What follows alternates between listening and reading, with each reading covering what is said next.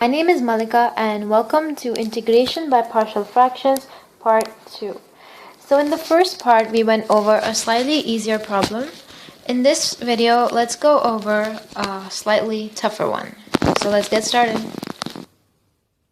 Let's say we have an integral. Note that here this yields my negative x squared, and over here we have x to the power 1. Notice how the power of the denominator is greater than that of the numerator. So that means we can go ahead and integrate by partial fractions. So we can write this in partial fraction form as a over 2 minus x plus b over x plus 3. Now let's multiply the denominators together, and that would give me a times x plus 3 plus b times 2 minus x over 2 minus x times x plus 3. Note that this is equal to our function in our integral, and the denominators are the same. So that means the numerators must be same. So a times x plus 3 plus b times 2 minus x is nothing but x. And thus we can go ahead and write down this equation. Now let's try to find the values of a and b.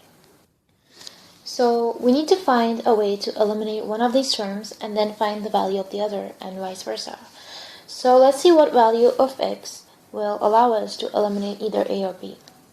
If I substitute x equal to negative 3, I would get negative 3 equals a times negative 3 plus 3 plus b times 2 minus negative 3, which is plus 3.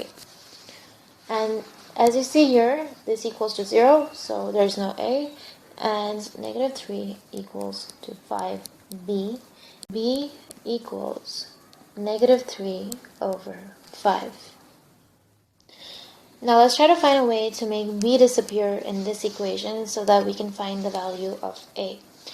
So if we put in x equals to 2, this would become 0, which is exactly what we want, as we would get 2 equals to a times 2 plus 3, and then the rest of this becomes 0, so I'm not going to write that for now. So 5a equals to 2, and a equals 2 over 5. So now that we have our values of a and b, we can go ahead and put them in this equation here. So that would give us x over 2 minus x times x plus 3 equal to 2 over 5 times 2 minus x plus, or rather, well, let's do this, minus 3 over 5 times x plus 3. So basically, we need to find the integral of this value. So before we start solving this integral, I want to go ahead and explain an important formula.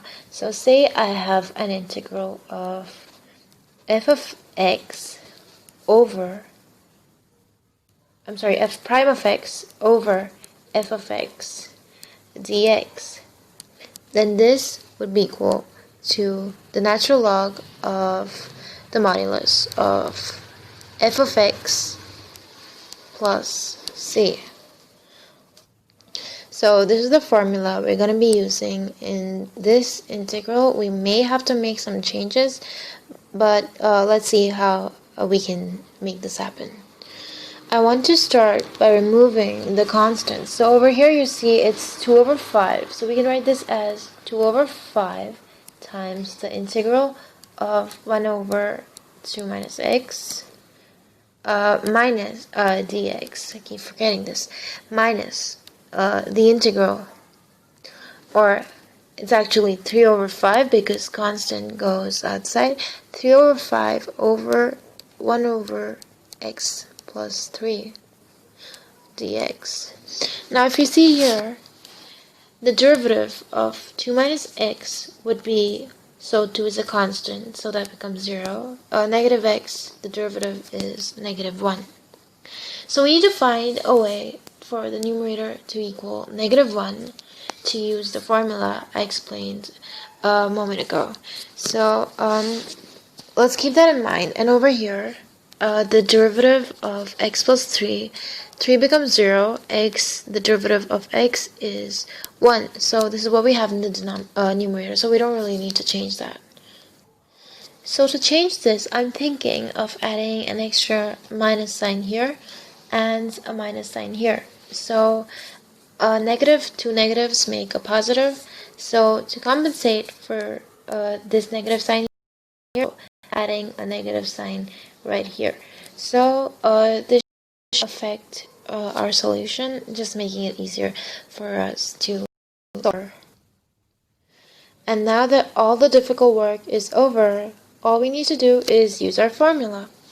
So this would give us negative 2 over 5 times the natural log of the modulus of f of x, which is 2 minus x.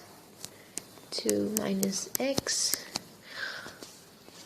minus 3 over 5 times the natural log of x plus 3 plus c. And that is our answer. So I hope you guys liked my video, and this was a pretty interesting problem. So if you'd like to see more of these, feel free to subscribe to my channel and like this video. Thanks for watching.